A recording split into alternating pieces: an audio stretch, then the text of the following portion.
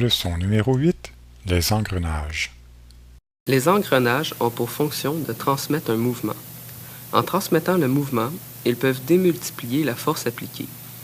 Tout comme le palan qui sert à hisser une charge avec une force plus faible que le poids de cette charge, le pignon d'un engrenage utilisera un moment de force plus faible que celui que produira la roue, mais en tournant plus vite que cette dernière.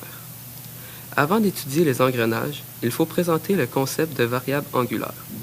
La relation entre la longueur d'arc S d'un cercle de rayon R et l'angle θ qui la sous-tend est S égale θ fois R, où θ est exprimé en radians.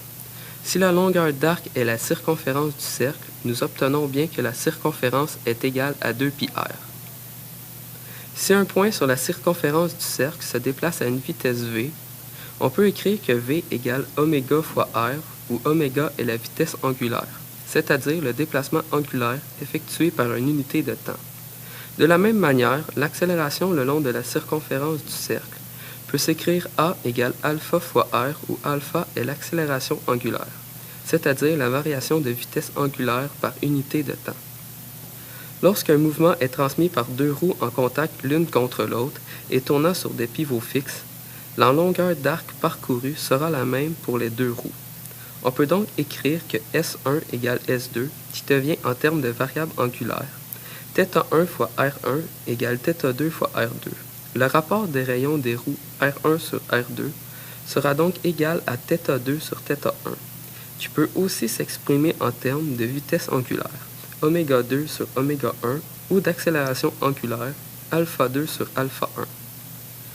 Si les roues sont dentées, le nombre de dents de chacune d'elles est proportionnel à leur circonférence et donc à leur rayon.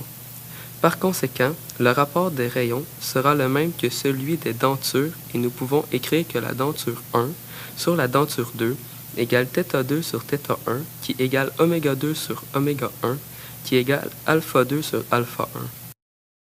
Supposons deux roues de rayons différents et reliées par une courroie.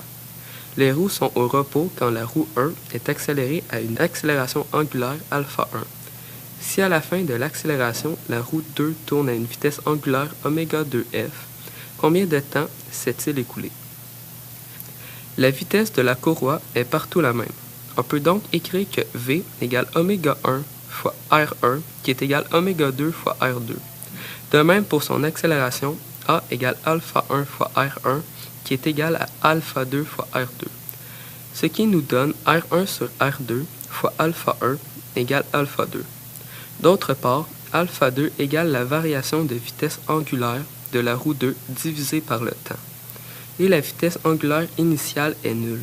En combinant ces deux équations, on obtient r1 sur r2 fois alpha 1 égale oméga 2f sur t, et donc t égale r2 sur r1 fois oméga 2f sur alpha 1.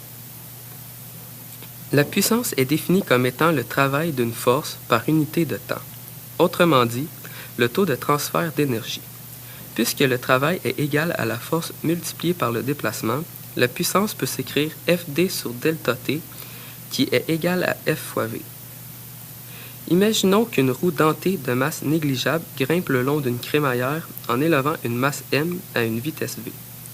La puissance développée par cette roue sera égale au gain d'énergie potentielle par unité de temps, soit mgh sur t, qui est égal à la force exercée sur la roue sur la crémaillère multipliée par sa vitesse. Le moment de force de la roue autour de son axe sera quant à lui égal à la force de la roue sur la crémaillère multipliée par le rayon de la roue. Puisque la vitesse de la roue est égale à oméga fois r, l'expression de la puissance peut être écrite comme étant F fois V égale taux sur R fois oméga fois R, qui est égal à taux oméga. À partir d'une seule définition, nous avons donc trois façons d'écrire la puissance selon les données du problème. Un treuil hisse une masse m sur une hauteur h en un temps t à une vitesse constante.